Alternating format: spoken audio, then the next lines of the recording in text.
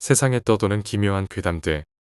첫 번째 이야기. 부산 부민동의 흉가에서 실제로 겪었던 실화괴담. 철없던 시절 여름방학을 맞이해서 친구와 함께 흉가에서 하룻밤 자기라는 얼토당토하는 목표를 세운 채 가까운 흉가를 탐색하기 시작했습니다.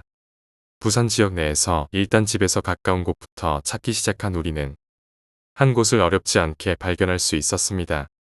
첫 번째로 간 흉가는 부산시 서구 부민동 법원 뒤편에 자리 잡은 흉가였습니다.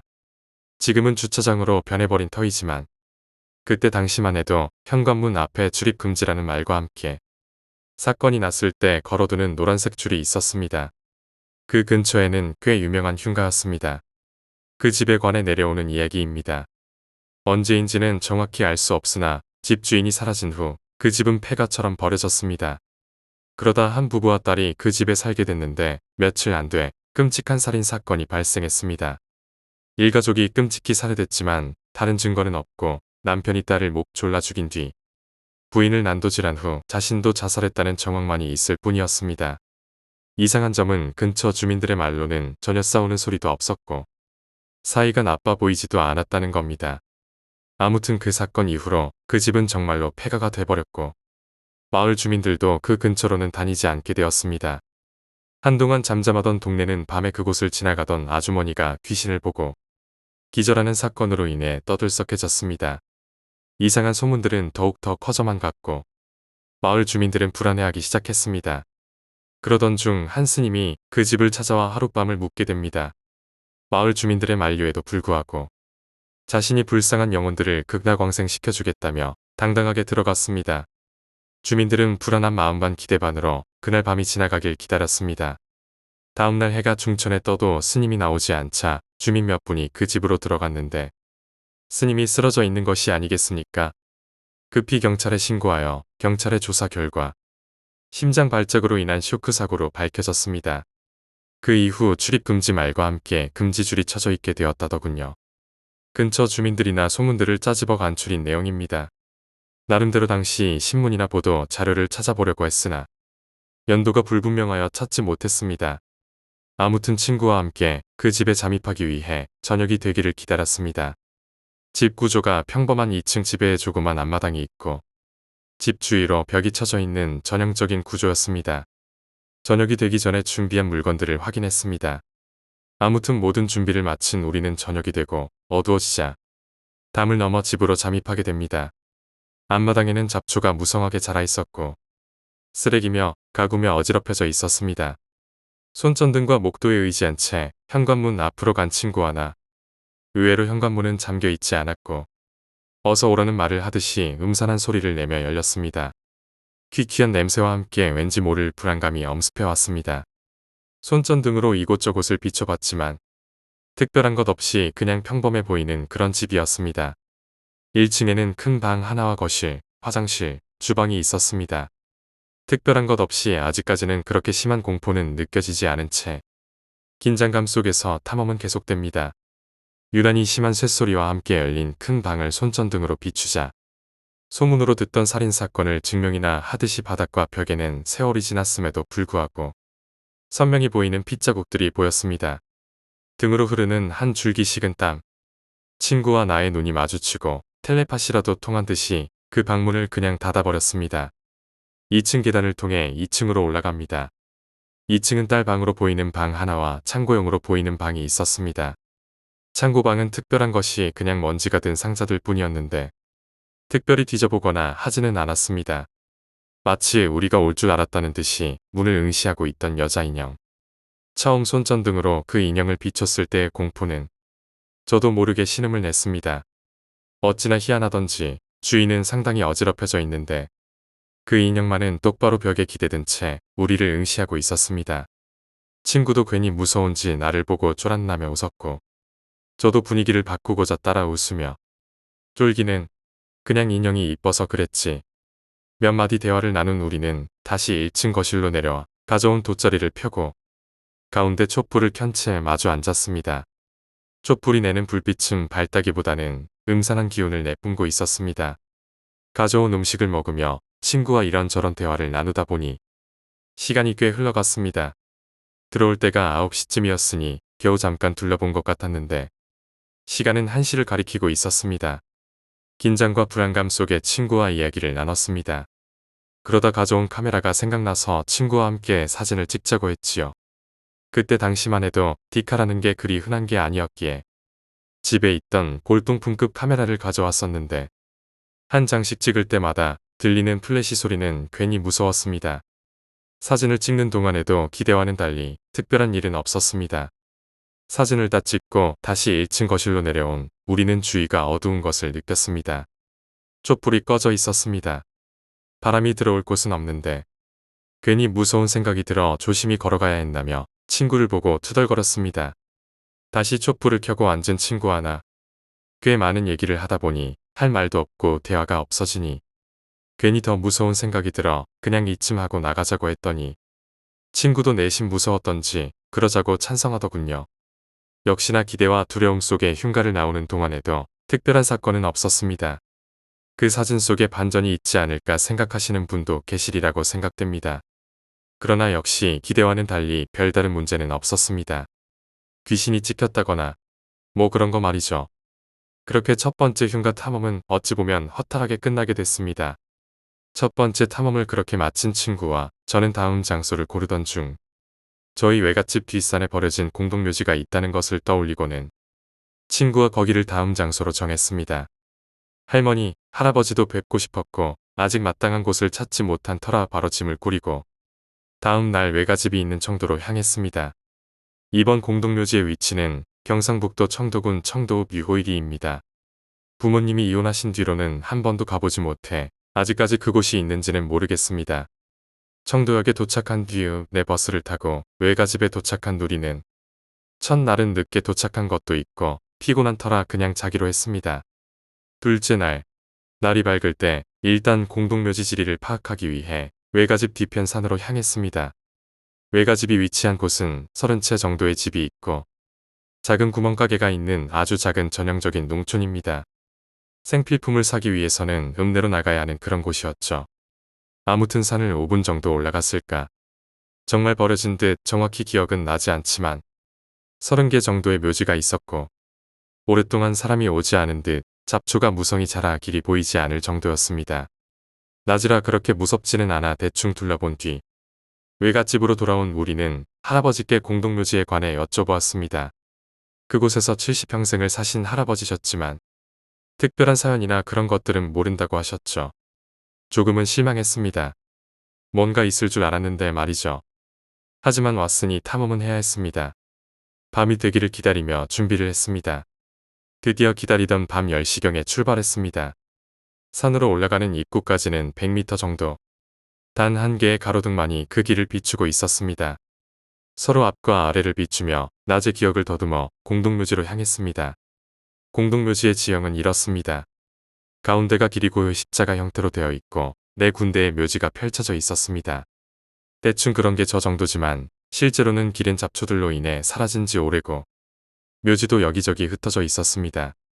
아무튼 공동묘지 앞에서 낮과는 다르게 스산한 기운이 저희를 엄습해왔고 한여름이라고는 믿기지 않을 만큼 한기를 느꼈습니다. 그런데 막상 흉가와는 다르게 뭐부터 해야 할지가 막막했습니다. 무덤을 파볼 수도 없고 말이죠. 일단 무덤가를 한 바퀴 돌아보기로 한 우리는 천천히 한 발 한 발 나아가기 시작했습니다. 묘비가 없는 곳이 대부분이었는데 가운데쯤 왔을까? 낡은 묘비가 쓰러져 있어서 친구를 보고 같이 세워주자고 했습니다. 돌덩이는 돌덩인지 꽤 무거웠죠. 묘비를 바로 세우고는 친구를 묘비 옆에 세워두고 기념사진을 찍었습니다. 가운데를 지나 가로 방향의 마지막 길까지 왔을 때쯤 친구와 이야기를 나누면서 가고 있다가 너무 놀라 다리가 풀렸습니다. 낮에는 분명히 못 본 것 같았는데 묘지가 아무렇게나 파헤쳐져 있고 관이 열려있는 채 있는 거였습니다. 머릿속이 어지럽고 속이 울렁거렸습니다. 친구도 꽤 놀란 듯 아무 말도 못하고 있었죠. 잠시 시간이 흐른 뒤 엉덩이를 털고 일어났습니다. 가져온 지게 막대기를 꽉 쥐어보고 주머니의 부적을 확인한 뒤 천천히 관을 향했습니다. 한숨을 크게 쉰 뒤 손전등으로 관 안을 비췄을 때 안도의 한숨을 쉬었습니다. 해골이라도 있을 줄 알았는데 비어 있더군요. 가만 생각해보니 왜 낡은 관인데 아무것도 없지? 라는 생각도 들었습니다. 시체가 기어나갔나. 친구와 저는 일단 파헤쳐진 무덤 주위를 둘러봤습니다. 낮에 못 봤던 것인지 꽤 오래전에 파헤쳐진 듯했고 주위에는 별다른 것은 없었습니다. 일단 사진을 몇 장 찍었습니다. 그리고 아래쪽 묘지들을 향해 발걸음을 옮긴 우리. 묘지를 살피며 갔지만 특별한 것은 역시 없었습니다. 조금은 실망하며 제일 위쪽의 묘지들로 향했습니다. 그 중에서도 가운데 쪽에 위치한 작은 묘. 손전등을 비추지 않았다면 못 봤을 텐데 국화가 아닌 붉은 장미의 한 다발이 놓여 있었습니다. 꽤 오랜 시간이 흐른 듯 검붉게 변한 잎사귀들. 이 버려진 듯한 묘지에 왜 누가 무슨 이유로 장미를. 긴 시간 바람이 많이 불었을 텐데도 그 장미는 마치 묘지에 달라붙은 듯 그 자리를 지키고 있었습니다. 무섭다기보다 어떤 사연이 있는 묘지일까라는 궁금증이 더 컸습니다. 친구와 저는 그 묘지에 절을 했습니다. 무슨 사연이 있는지 모르지만 다른 세상에서라도 행복하시라고. 탐험은 탐험이니 사진을 찍는 건 잊지 않았습니다. 파헤쳐진 묘, 비어있는 관, 버려진 묘지에 장미꽃 다발. 많은 의문을 가진 채 일단은 돌아가기로 했습니다. 공동묘지를 반쯤 내려갔을까.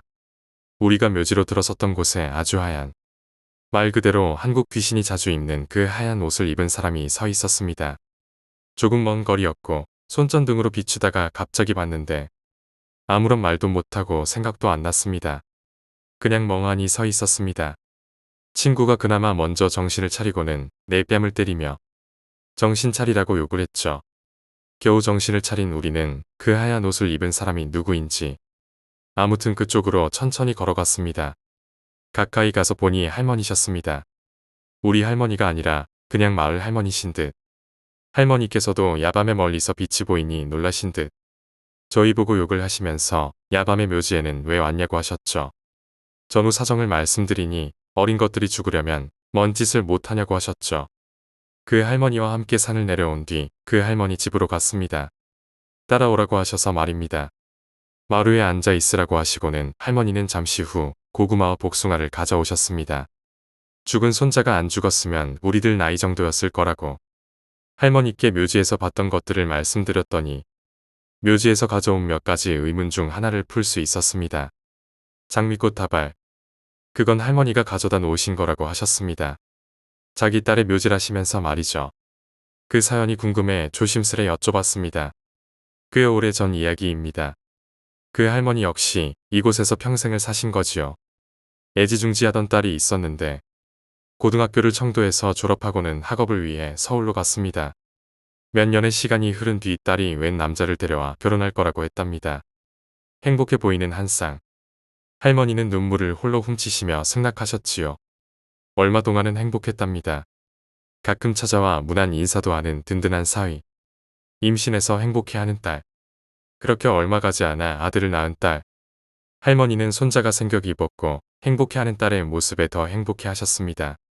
그 행복은 평생을 갈 줄 알았는데 사위가 직장에서 해고된 후로 술과 도박에 빠져 가정은 소홀해지고 폭력과 돈 타령을 하기 시작했답니다. 딸은 할머니가 걱정하실까봐 꽤 오래 말 못한 채 홀로 고통을 견뎌냈죠. 사위는 결국 도박과 술, 여자에 미쳐버려 가족을 버리고 집을 팔아버린 뒤 그 돈을 가지고 도망가 버렸습니다. 딸은 어쩔 수 없이 어린 아기를 데리고 할머니 댁으로 왔습니다. 아무것도 모르던 할머니는 모든 이야기를 들으시고는 눈물을 흘리시며 딸을 안아주셨습니다. 그렇게 돌아와 한동안 밥도 제대로 못 먹고 힘들어하던 딸은 할머니가 지극정성으로 돌보신 것이 도움이 되었는지 많이 좋아지기 시작했습니다. 농사일도 도우면서 다시 행복해지는 듯 했습니다. 몇 년 뒤에 손자가 이제 걸음마를 할 때고 엄마를 엄마할 때쯤 불행은 안타깝게도 다시 찾아옵니다. 손자의 교통사고, 손자의 죽음, 딸의 자책감, 딸의 자살. 이 부분에서는 할머니께서도 눈물을 흘리시며 말을 아끼셔서 제대로 듣지는 못했지만 짐작컨대 딸이 손자를 잠시 못 본 사이 교통사고를 당해 안타깝게 세상을 떠나고 딸은 그 죄책감을 참지 못해 얼마 안 되어 스스로 목숨을 끊은 듯 했습니다. 긴 인생을 사신 할머니. 저로서는 도저히 감당할 수 없을 그런 고통을 안고 사신 할머니. 그 묘지는 딸의 묘였고 딸이 살아 생전에 장미를 좋아해 놓아두신 거라고. 이야기를 다 들은 저는 무슨 말도 할 수 없었습니다. 그저 흐르는 눈물을 손으로 훔치는 것밖에. 할머니는 저희 앞에서 눈물을 흘리는 것이 조금 그러셨는지 잠시 후 감정을 정리하신 뒤 다시 오셨습니다. 그냥 노인네가 한 말이니 마음에 담아두지 말라시면서 할머니께 인사를 드리고 외가집으로 돌아오면서 많은 것들을 생각했습니다. 그 중에서도 그 사위, 정말 하늘이 있고 신이 있다면 지금쯤 저 세상에서 자기 아내와 자식 앞에서 빌고 있어야 할 텐데 그렇게 돌아온 우리는 공동묘지 탐험은 접고 며칠 동안 외가집과 그 할머니 댁 농사일과 과수원일 등 아무튼 일을 도와드리고는 그렇게 부산으로 돌아왔습니다. 그 할머니께서 버스를 타는 곳까지 마중 나오셔서 또 오라고 고마웠다고 하실 때 웃으면서 버스를 탔지만 왠지 모르지만 눈물이 났습니다. 꼭 다시 올 테니까 건강하시라고 크게 외쳤습니다. 아쉽게도 아까도 말씀드렸지만 이후로 부모님이 이혼하셔서 다시 그 할머니를 뵙지는 못했습니다. 건강하시면 좋으련만 천국에 가셨다면 딸과 손자와 함께 행복하셨으면 부산으로 돌아와 사진을 현상한 우리는 아무 말도 할 수가 없었습니다. 장미꽃이 놓여있던 할머니 따님의 묘. 그때 봤을 때만 해도 분명히 검게 변해버린 꽤 오래된 장미 같았는데 사진 속의 장미꽃은 선명한 붉은색을 띠고 있었습니다. 한 달이 지난 후 우리의 일상은 어느 정도 평온을 되찾은 것 같았습니다. 그러나 그날 밤의 사건은 우리의 기억 속에 뚜렷이 남아 있었고 때때로 우리를 괴롭혔습니다. 그리고 그 기억은 곧 현실로 다시 돌아왔습니다. 어느 날 밤 나는 집에서 혼자 시간을 보내고 있었습니다. 창밖은 어둡고 조용했고 평소와 다름없는 밤이었습니다. 하지만 갑자기 집안 곳곳에서 이상한 소리가 들리기 시작했습니다. 처음에는 무시하려고 했지만 소리는 점점 더 크고 분명해졌습니다.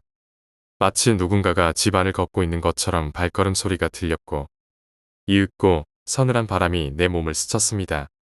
두려움에 빠져 서둘러 방에 불을 켰습니다. 그 순간 방 한가운데에 붉은 장미 한 송이가 놓여 있었습니다. 그 장미는 공동묘지에서 본 그 장미와 똑같았습니다. 장미를 본 순간 그날 밤의 기억이 선명하게 되살아났고 공포가 온몸을 휘감았습니다. 그 후로도 이상한 일들은 계속되었습니다. 밤마다 같은 시간이 되면 집안에 차가운 바람이 불고 불가사의한 소리들이 울려 퍼졌습니다. 어느 날은 집안의 거울 속에서 누군가의 모습이 비치는 것 같았지만 돌아보면 아무도 없었습니다. 이러한 현상은 우리가 그날 밤 공동묘지를 방문한 것과 무관하지 않다고 확신하게 되었습니다. 결국 우리는 도움을 청하기로 결정했습니다. 지역의 한 무속인을 찾아가 우리가 겪은 일을 설명했고 그녀는 곧바로 우리의 집을 방문해 깨끗이 정화하는 의식을 진행했습니다. 의식 중 무속인은 우리가 그날 밤 무심코 건드린 공동묘지의 영혼들이 우리에게 어떤 메시지를 전하고 싶어 한다고 말했습니다. 우리는 그 메시지가 무엇인지 정확히 알 수는 없었지만 그 이후로 집안의 기이한 현상들은 사라졌습니다. 두 번째 이야기, 꿈속의 나. 저는 올해 21살이 된 남성입니다. 이 일은 3년 정도 전의 일로 귀신의 존재를 믿지 않았던 제가 마음을 바꾸게 된 사건입니다. 이야기는 저희 아버지가 꾸셨던 악몽에서부터 시작합니다. 어느 날부터 아버지는 꿈자리가 뒤숭숭하셨는지 잠꼬대를 하며 꿈을 꾸다가 잠에서 깨어나시곤 했습니다. 마침 그때 저는 시험 기간이었기에 밤을 새고 공부를 했는데 아버지의 잠꼬대가 너무 무서워서 공부도 제대로 못할 정도였습니다. 그런데 꿈을 하루 이틀 꾸는 것도 아니고 매일같이 그러시다 보니 저는 아버지께 여쭤봤습니다. 아버지의 말로는 어떤 기이한 생물과 싸우는 꿈이라고 하시더군요. 그런데 매번 괴물의 형태는 다른데도 비슷한 곳에서 정체 모를 큰 검은색 문으로 아버지를 끌고 가려는 꿈이라는 것이었습니다. 다행히 아버지께서는 왕년에 복싱을 하셨던 경력이 있어서 매번 괴물에게 승리를 거두셨다고 하시더군요. 일단 여기까지만 해도 저는 그냥 특이한 꿈을 꾸셨구나 하고 넘어갔을 것입니다. 그렇지만 이 일은 시작에 불과했습니다. 저희 아버지는 반찬 공장을 하십니다. 그리고 아버지의 반찬 공장에서 반찬을 사서 장사를 하시는 스님 한 분이 계십니다. 스님이신데도 불구하고 아내와 자식이 있고 술과 고기를 즐기시는 파괴승 같은 분이랄까요. 철학원도 하셨고 기도하러 산에 한 달 넘게 들어가 계시기도 하는 특이한 분입니다. 어느 날인가 스님이 아버지와 술을 마시겠다며 저희 집에 찾아오셨습니다. 저희 집이 작다 보니 저는 부모님과 한 방을 썼습니다. 그런데 스님이 방에 들어오시더니 대뜸 말하기를 여기 자리가 너무 안 좋은데 여기서 자면 안 좋은 꿈 꾸지 않나? 라고 물으시는 것이었습니다. 아버지는 아무래도 자존심이 상하셨던 것인지 난 그런 거랑은 거리가 멀어라고 넘기셨습니다. 하지만 스님은 끝까지 마음에 걸리셨던지 술을 다 드시고 돌아가시면서 부적을 쓴 후에 그 부적을 물에 녹여서 아버지께 마시라고 건네셨습니다. 아버지는 은근히 악몽이 신경 쓰이셨던 것인지 남김없이 드시더라고요. 신기하게도 아버지는 그날 이후로 악몽을 꾸지 않으셨습니다. 문제는 그 대신 제가 악몽을 꾸기 시작했다는 것이었습니다. 제 꿈은 조선시대가 배경인 꿈이었습니다. 저는 인육시장의 아기를 유괴해서 팔아넘기는 범죄자였죠. 꿈속에서 가정집에 몰래 들어가 갓난아기를 훔쳐오는데 갑자기 아이의 어머니가 눈을 떴습니다. 깜짝 놀란 저는 그 어머니를 살해하고 말았습니다. 아기를 인육시장에 팔아치우는 것도 살인임은 틀림없지만 어쨌거나 직접적인 살인은 처음이었던 저는 기분이 나빠져서 아기를 인근 개울가에 던져버렸습니다. 그리고 마음을 고쳐먹고 성실한 나무꾼이 되어 속죄하며 살아가기 시작했습니다. 몇 년이나 지났을까요? 저는 팔도의 모든 산을 돌아다니며 나무를 하고 있습니다. 그리고 어느 날 저는 어쩐지 눈에 익은 산에 오게 되었습니다. 오싹한 기분이 들어 돌아가려는데 눈에 개울가가 들어왔습니다. 저는 오랫동안 잊고 있던 그 사건이 갑자기 기억나며 알아차렸습니다. 이곳이 그곳이구나 하고 말입니다. 불길한 예감에 저는 도망치기 위해 달리기 시작했습니다. 하지만 아무리 달려도 한 곳을 맴도는 것 마냥 그 개울가로만 돌아오는 것이었습니다. 지친 제가 숨을 헐떡거릴 무렵에 눈앞에 갑자기 물에 팅팅 불어있는 아기의 익사체가 나타나고 온몸이 멈췄습니다. 그리고 개울에서 그 아이의 어머니가 나와서 제 손목을 덥석 붙잡았습니다. 그 여자에게 손을 끌려가서 하반신이 물에 잠길 무렵 정신이 번쩍 들었습니다. 그래서 몸을 반대쪽으로 휙 비트는 순간 잠에서 깨어났습니다. 꿈이 너무 생생해서 섬뜩하기까지 했지만 평소 귀신을 믿지 않았던 저는 그냥 다시 잠을 청했죠. 그리고 저는 또 다시 조선시대를 배경으로 꿈을 꾸게 되었습니다. 용케 개울가에서 벗어난 것인지 용하다는 무당을 찾아다니고 있었습니다. 그런데 묘하게 마음이 가는 무당이 있었습니다. 배구같이 하얀 피부에 새끼가 넘치는 이목구비를 가진 마치 유혹하는 건 마냥 아름다운 여자였습니다. 저는 그 무당에게 사정을 털어놓았습니다. 그러자 그녀는 이야기를 듣고 힘을 내라며 저에게 음식을 권했습니다. 저는 기쁜 마음에 덥석 음식을 집어들고 먹기 시작했습니다. 그렇게 넋을 잃고 계속 음식을 먹고 있는데 갑자기 파란 독포를 입은 선비한 분이 나타나 제 팔을 붙잡았습니다. 그것을 먹으면 안 돼요. 라며 말리는 것이었습니다. 하지만 저는 무시하고서 계속 먹었지요. 그런데 그 순간 갑자기 모든 세상이 느리게 돌아가기 시작했습니다. 눈은 빠르게 돌아가는데 귀에는 멍하게 소리가 들리지 않았습니다. 선비는 여전히 걱정스런 눈빛으로 먹지 말라고 하고 있는 듯 했습니다. 그리고 눈을 돌려 무당을 봤는데 눈알이 튀어나오도록 눈을 치켜뜬 채 입이 찢어져라 웃고 있는 것이었습니다. 그 순간 무당의 뒤에 검은색의 큰 문이 열렸고 무당은 제 손목을 잡고 그 문으로 끌고 가기 시작했습니다. 저는 아까 개울가에서의 꿈이 생각나서 온 힘을 다해 몸을 뒤틀었고 다행히 그 방법이 통했기에 극적으로 꿈에서 깨어났습니다. 꿈에서 깨니 온몸에서 식은 땀이 흐르고 숨이 가빴습니다. 하지만 그 와중에도 너무 피곤했던 저는 다시 잠을 청하고 말았습니다. 이번에는 꿈의 무대가 현대로 바뀌어 있었습니다. 저는 야간 자율학습을 마치고 집으로 돌아오고 있었죠. 그런데 갑자기 집으로 오는 골목길 허공에서 엄청나게 큰 검은 문이 활짝 열리더니 마치 진공 청소기처럼 저를 빨아들이기 시작했습니다.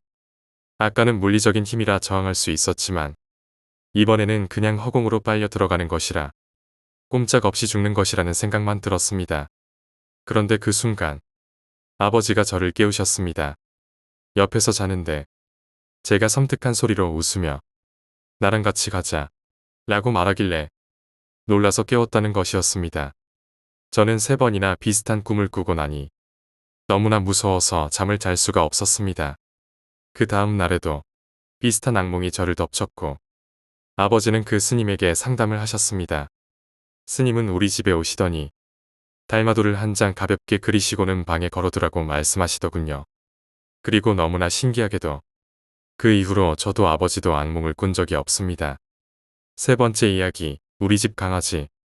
저녁에 아이스크림이 먹고 싶어진 나는 우리 집 강아지 뽀삐를 이끌고 편의점으로 향했다. 운이 없게도 근처에 있는 편의점이 모두 문을 닫아 어쩔 수 없이 멀리 있는 편의점에 갔다 오게 되었다. 아이스크림을 사들고 집에 오던 나와 뽀삐는 가로등 하나 켜진 컴컴한 길을 걷게 되었다. 꽤 늦은 시간이라 그런지 사람 하나 보이지 않았고 길이 너무 고요해서 약간 무서워지기까지 했다. 들리는 것은 나의 발자국 소리와 뽀삐의 헥헥거리는 숨소리뿐이었다. 그때였다. 우리의 건너편에 있는 어두컴컴한 곳에서 발자국 소리가 들려왔다. 나는 갑자기 호기심이 생겨 그쪽을 계속 쳐다보게 되었다. 그러다 발자국의 주인공이 우리와 20m쯤 떨어져 있을 때 갑자기 그 사람 위로 가로등이 켜졌다. 그리고 나는 똑똑히 보게 되었다. 가로등 아래에 서 있는 사람은 피투성이인 옷을 입고 칼을 든 채 이쪽을 향해 웃음 짓는 여자였다.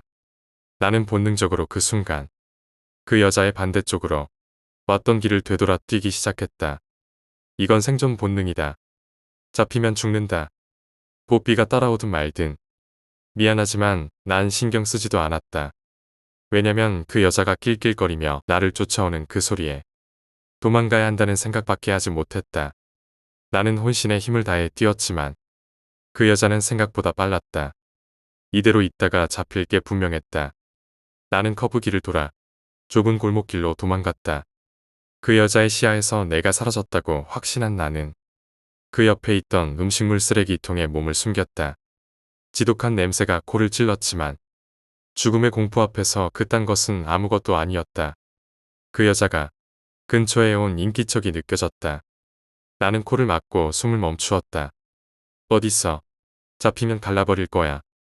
그 여자는 자기 혼자 중얼거리며 웃다가 그대로 사라진 듯했다.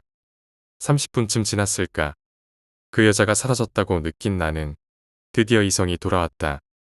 갑자기 음식물 쓰레기 냄새가 역겹게 올라와서 구역질을 했다.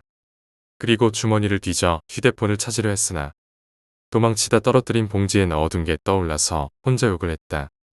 일단 여기서 나가야 하는데 음식물 쓰레기통이 생각보다 작아서 나는 그 사이에 꽉 끼어 있었다. 한마디로 뚜껑을 열어서 밖을 관찰할 수가 없었다. 앞을 보기 위해서는 쓰레기통에서 완전히 나와야 했다. 그 뒤로 나는 1시간은 더 그 안에 있었던 것 같다. 슬리퍼와 발바닥 사이로 음식물 쓰레기는 잔뜩 끼었고 옷이랑 몸도 엉망이 되어서 불쾌하기 짝이 없었다. 하지만 아직 그 미친 여자가 근처에 있을 거라고 생각하니 선뜻 나가기가 꺼려졌다. 뽀삐는 어떻게 됐을까? 무사히 도망쳤을까? 뽀삐는 빠르니까 분명히 도망갔을 거야. 잘못될 리가 없다. 이성이 돌아온 나는 그제서야 뽀삐 걱정을 했다. 그리고 잠시 후에 강아지가 짖는 소리가 들려온다. 똘망똘망하고 명랑한 소리. 그것은 뽀삐였다. 나는 뽀삐의 생사를 확인하고 안심했지만 나갈 수가 없었다. 정말 미안하지만 너무 무서웠다. 그 여자의 웃음소리와 그 여자가 들고 있던 칼, 피투성이의 옷. 나는 도저히 밖으로 나갈 수가 없었다. 뽀삐는 계속 짖고 있었다. 나는 그런 뽀삐를 외면했다. 시간이 얼마나 흘렀을까. 쓰레기통의 틈 사이로 새어오는 희미한 햇빛을 보고 아침이 밝은 것을 확인했다. 그리고 용기를 내어 드디어 밖으로 나왔다. 나는 뽀삐의 이름을 외치며 쓰레기통을 탈출했다. 그리고 나는 칼로 난도질 되어 있는 뽀삐의 시체를 보게 되었다.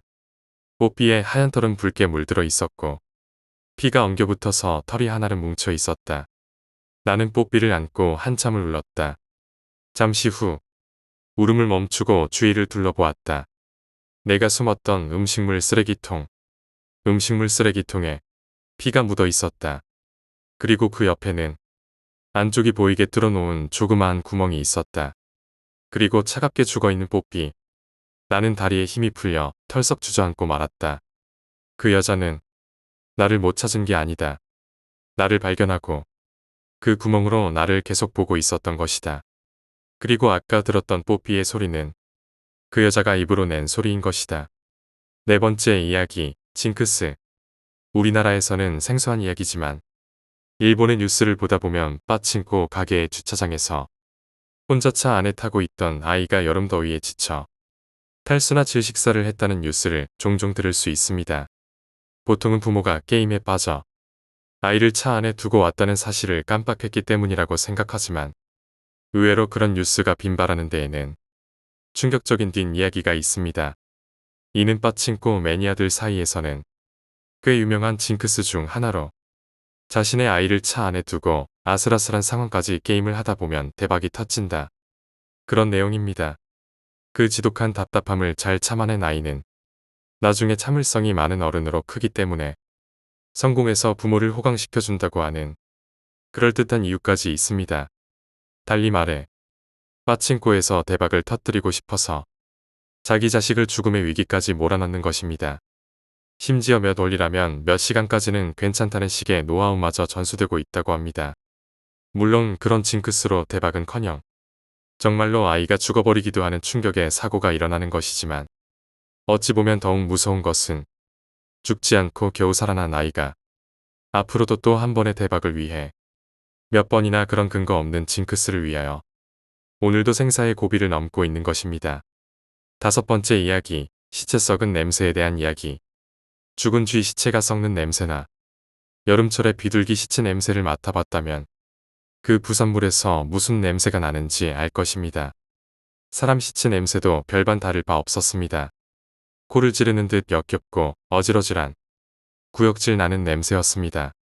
내가 어릴 적 살던 곳은 재개발 예정 구역 가까운 곳이었고 노인들이 군데군데 모여 사는 곳이 매우 많았습니다. 이웃이 죽던지 말던지 관심이 없는 나도 문제였지만 서로가 관심 없다는 게 어떻게 보면 당연한 일이었습니다. 사건의 중심은 바로 아래층에서 독거노인이 죽은 지 한 달 만에 발견됐다는 것입니다. 발견 당시는 1월이었습니다. 여름이 아닌 게 다행인지 불행인지 이 노인은 원래 당뇨가 있어서 집 밖으로 잘 못 나오던 사람이라고 엄마에게 들었습니다. 가끔 동네 아줌마 몇 명이 여름에 그 할머니 집으로 음식 상한다고 봐주러 들리는 게 전부였는데 그마저도 뜸해지고 12월 중 합병증으로 죽은 것이었습니다. 사인은 당뇨가 아닌 심부전증이었다고 했습니다. 더 큰 문제는 12월에 죽었다는 사실입니다. 한 달을 넘게 방에서 푹 썩은 게 아니라 전기장판을 틀고 죽었다는 뜻입니다. 빌라 내에서 구리고 역겨운 시체 냄새는 정말 전혀 나지 않았습니다. 한창 추울 겨울이라서 냄새가 퍼지지 않았던 것입니다. 1월 초 즈음 그 노인 바로 옆집 이웃 아저씨가 괜한 오지랖이었는지는 모르겠지만 옆집 할매 전기요금 1월 청구서를 우체통에서 뜯어봤다고 합니다. 보통은 한 만원을 겨우 넘길 정도로 잘 쓰지도 않던 노인이 갑자기 30만원이 청구가 되었다고 합니다. 같은 이웃이니 말씀을 드려야겠다며 점심 즈음 방문에 문을 두드렸지만 집안에서 인기척은 없었습니다. 이상한 낌새를 느낀 아저씨가 119에 신고를 하고 문을 열었더니 그 역겨운 시체 냄새가 확 들이닥쳤습니다. 내가 퇴근하고 집에 도착했을 땐 8시 40분이 좀 넘어서였는데 거의 뼈만 남은 앙상한 시체를 우리 엄마가 목격해버렸다고 합니다. 시신 정리는 이미 오후에 끝났지만 경찰들 2명은 아직도 현장에서 돌아다니고 있었고 기자들이 사진을 찍는 게 보였습니다. 집 앞에 세워진 많은 차를 보고 어리둥절했지만 빌라의 현관 유리문 앞까지 접근하니 아, 이게 사람이 죽은 거구나. 그런 생각을 했습니다. 생전 이런 냄새는 처음이었습니다. 전기장판을 2단계로 틀고 죽은 사람이 한 달을 넘게 안방에서 푹푹 썩었는데 그 냄새가 현관에서부터 가득하게 풍겼습니다. 이후 전문 청소업체에서 근 열흘을 가까이 증기도 살포하고 숯불도 피우는 등 각종 화학 처리를 하는 것을 볼 수 있었습니다. 가끔 여름마다 덥고 습할 때면 현관문 따고 들어가는 그 계단에서 그때 그 냄새가 뚜렷하게 났습니다. 내가 기억하는 건지 실제로 아직도 나는 건지 모르겠습니다. 6번째 이야기, 가위에 눌려 보게 된 영상 속의 해프닝. 밤에 이부자리 안에서 벽 쪽을 향해 누운 채 친구에게 문자를 보내고 있는데 갑자기 가위에 눌렸습니다. 전혀 몸이 움직여지지 않습니다. 눈마저도 움직일 수 없고 한 곳만을 계속해서 보고 있을 수밖에 없었습니다. 그렇게 휴대폰의 화면을 계속해서 보고 있었습니다. 거기에는 방금 전까지 내가 쓰고 있던 문자의 내용은 없었습니다. 누군가가 걸으면서 비디오 촬영을 한 것이라고 생각되는 동영상이 나오고 있습니다. 그리 특별한 것은 없는 길을 돌아다니면서 시점은 사람의 눈높이에 맞춰져 있습니다. 자신이 걸으면서 보고 있는 풍경이 그대로 보입니다.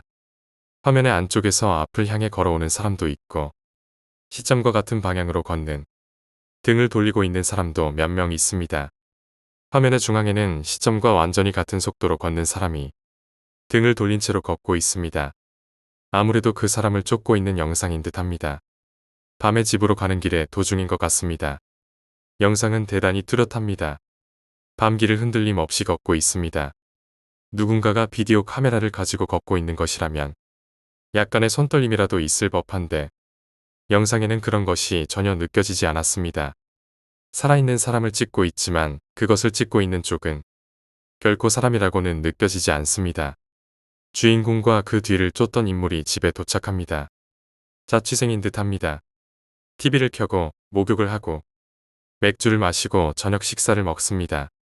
그 모든 것을 뒤에서 바라보고 있습니다. 드디어 잠자리에 들었습니다. 곧바로 자려는 것은 아닌 듯 이불을 덮은 채 휴대폰으로 문자를 보내기 시작합니다. 그리고 그 사람은 벽 쪽을 향한 채 움직이지 않게 되었습니다. 그 역시 휴대폰의 화면만을 응시하고 있습니다. 내 몸 역시 마찬가지입니다. 영상의 시점에서 주인공과 그 뒤를 쫓던 것의 차이는 고작 해야 1m 정도입니다. 지금 내 뒤에서 숨소리가 들립니다. 7번째 이야기, 건물 틈새에서 벌어지는 기묘한 일. 지난해 여름 일어난 일입니다. 한밤중에 편의점에 가려고 매일같이 지나다니는 길을 걷고 있던 중이었습니다. 건물과 건물 사이에 1m 정도 크기의 틈새가 눈에 들어옵니다. 이런 곳에 틈새가 있었나 싶었지만 별 생각 없이 지나가려던 터였지요. 그런데 갑자기 뒤에서 빠른 걸음으로 또각또각하는 하이힐 소리가 들려왔습니다. 꽤 서두르는 듯 했기에 길 가장자리 쪽으로 걸음을 옮겨 추월해서 지나갈 자리를 마련해줍니다. 하지만 바로 뒤까지 들려왔던 발소리가 갑자기 우뚝 멈춰섰고 도중에 어디 빠질 길도 없고 그렇다고 집 한 채 없는 빌딩 숲이었습니다. 이상해서 뒤를 돌아봤더니 20대 중반쯤 되어 보이는 여자가 아까 그 틈새를 들여다보고 있었습니다. 뭘까 싶었지만 저 사람도 틈새 아니 신경 쓰이나 보다 생각하고 다시 편의점으로 향하려던 터였습니다. 그 여자는 어떤 주저도 없이 틈새 안으로 걸어가기 시작했고 그녀의 갑작스런 모습에 흥미가 생겼습니다. 혹시 지름길이라도 있는 건가 싶은 생각에 다시 돌아가 틈새 안을 봤습니다. 하지만 안은 그저 깜깜하고 아무것도 보이지 않았습니다.